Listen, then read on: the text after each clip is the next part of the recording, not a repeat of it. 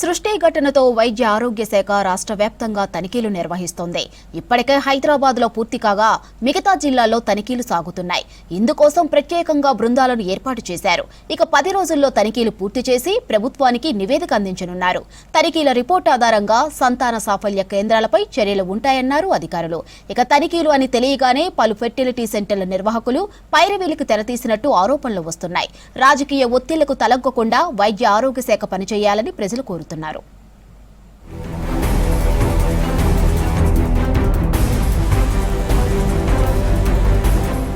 రాష్ట్ర వ్యాప్తంగా మొత్తం 381 సంతాన సాఫల్య కేంద్రాలు ఉన్నట్టు వైద్య ఆరోగ్య శాఖ గుర్తించింది. ఇందులో హైదరాబాద్లో 157 ఉండగా మిగతావి జిల్లాల్లో ఉన్నట్టుగా లెక్కలు తేల్చింది. సృష్టి ఘటనతో అలర్ట్ అయిన ప్రభుత్వం ప్రత్యేకంగా అధికారులతో కమిటీని నియమించింది. ఐవీఎఫ్ సెంటర్లలో పాటించాల్సిన నిబంధనలు, ప్రస్తుత పరిస్థితులపై రిపోర్టు తయారు చేసి చర్యలు తీసుకోవాలని ఆదేశించింది ప్రభుత్వం. ఆరోగ్య కుటుంబ సంక్షేమ కమిషనర్ పర్యవేక్షణలో Aarogyasri health care trust CEO, director of medical education సభ్యులుగా ఉన్నారు. ఇప్పటికే హైదరాబాద్ వ్యాప్తంగా ఉన్న కేంద్రాల్లో తనిఖీలు పూర్తి చేశారు.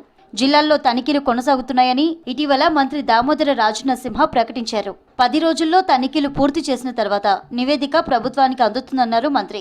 ఆ రిపోర్ట్ ఆధారంగా చర్యలుంటాయన్నారు దామోదర రాజనరసింహ. స్టార్ట్ అయిపోయింది ఆల్రెడీ. హైదరాబాద్ రంగారెడ్డి నెమ్మది will start. We can expect another 10 days 15 days we can close it. అయిపోతుంది. ఇప్పుడు రాబోయే కాలానికి ఏ రకంగా ఒక పాలసీ నిర్ణయం తీసుకోవాలి, ప్రెసిడెన్షియల్ ఆర్డర్లో సవరణ తీసుకురావాలన్నా తీసుకొచ్చి ఏ రకంగా గవర్నమెంట్ ఆఫ్ ఇండియాని మనము ఏ అంశాలను పొందుపరిచి ఈ పాలసీ స్థానికత పైన మనం కోరుకుంటున్నది, మన స్థాయిలో ఏ రకంగా కాపాడుకోవాలని దానిపైన ఒక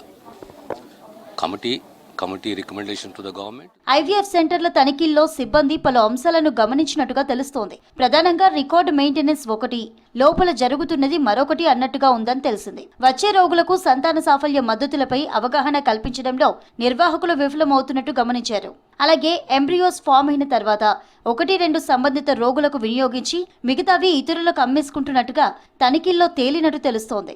వీటితో పాటు చిన్న సమస్యలకు సాధారణ చికిత్సతో సంతానం కలిగే అవకాశం ఉన్నప్పటికీ ఐయుఐ, ఐవీఎఫ్ పద్ధతులకు వారిని ప్రోత్సహిస్తున్నట్టు గుర్తించారు. దీనికి తోడు కొన్ని సెంటర్ల సమయం గడిచినా రెన్యువల్ చేసుకోకుండా మెయింటైన్ చేస్తున్నట్టుగా తేల్చారు. వీటితో పాటు సెంటర్కు ధరలు మారిపోతున్నాయని, ఇష్టారీతిన రోగుల నుంచి డబ్బులు వసూలు చేస్తున్నట్టుగా గమనించారు.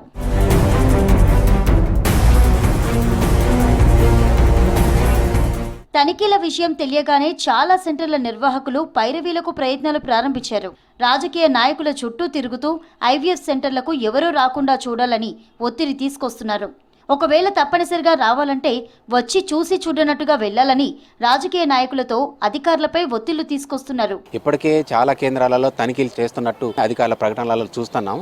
ఇది ఎట్లా జరగాలంటే నిర్దిష్టంగా ఎవరి రాజకీయ పలుకుబడి అనేది తలగ్గుకోకుండా నిర్దిష్టంగా ఏ హాస్పిటల్లో ఎట్లా ఉన్నాయి, ఏ కేంద్రాలు ఎలా నిర్వహిస్తూ ఉన్నారని కూడా తెలియజేయాలి.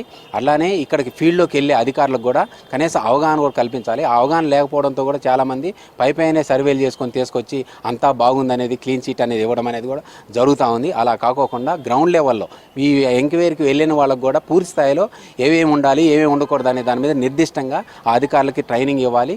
అలానే రిజిస్టర్డ్ అనే పేరు మీద కూడా కొన్ని రిజిస్టర్ కానివి కూడా ఉన్నాయి. దీంతో రాజకీయ నాయకులు అధికారులకు ఈ అంశం చెప్పి పట్టించుకోవద్దని ఆదేశిస్తున్నట్టు తెలుస్తోంది. దీనికి తోడు తనిఖీలకు వెళ్లిన సిబ్బంది కూడా ఐవీఎఫ్లో ఎక్స్పర్ట్లు కాకపోవడంతో కొంతమంది నిర్వాహకులు చెప్పినవి నోట్ రాసుకోవాల్సిన పరిస్థితి వస్తోందని తెలుస్తోంది. సృష్టి ఘటనతో ఐవీఎఫ్ సెంటర్ల మీద దృష్టి పెట్టిన ప్రభుత్వం తనిఖీలు చేయిస్తోంది. పైరవీలకు తలొగ్గకుండా వైద్య ఆరోగ్య శాఖ తన పని తను చేసుకునేలా చూడాలని ప్రజలు కోరుతున్నారు. క్షేత్రస్థాయి సిబ్బంది ప్రలోభాలకు లోను కాకుండా తనిఖీలు చేయాలని అంటున్నారు. తూతు మంత్రంగా వదిలేస్తే సెంటర్ల ఆగడాలు మరింత పెరిగిపోతాయని ఆందోళన వ్యక్తం చేస్తున్నారు. ఏ హాస్పిటల్ ఎక్కడ పెడుతున్నారు, ఎన్ని బ్రాంచ్లు పెడుతున్నారు అనేది రిజిస్టర్గా లిస్ట్ అనేది ఉండాలని చెప్పేసి కూడా కోరుతా ఉన్నాం. లేని ఎడల చాలా ఆందోళన చెందే పరిస్థితుంది. ప్రజలు పెద్ద ఎత్తున ఆందోళన చేస్తున్నారు. ఎందుకంటే ఇది కుటుంబీకులకు సంబంధించింది, వారసత్వం సంబంధించింది. పిల్లలు లేక చాలామంది అవమానాలకు గురయ్యి హాస్పిటల్కి వస్తే దాన్ని ఆసరాగా చేసుకొని చాలా హాస్పిటల్ మోసం చేస్తున్నాయి. కాబట్టి ఇది పరిగణనలోకి తీసుకొని ఇకనైనా అధికారులు కానీ ప్రభుత్వం కానీ సీరియస్గా భావించాలని చెప్పేసి మేము డిమాండ్ చేస్తున్నాం. తనిఖీలు చేపట్టి ఐవీఎఫ్ సెంటర్లకు గుబులు రేపుతోంది ప్రభుత్వం. రాజకీయ ఒత్తిళ్లు లేకుండా తనిఖీలు కొనసాగిస్తే ప్రజలకు మేలు జరిగే అవకాశం ఉంటుంది.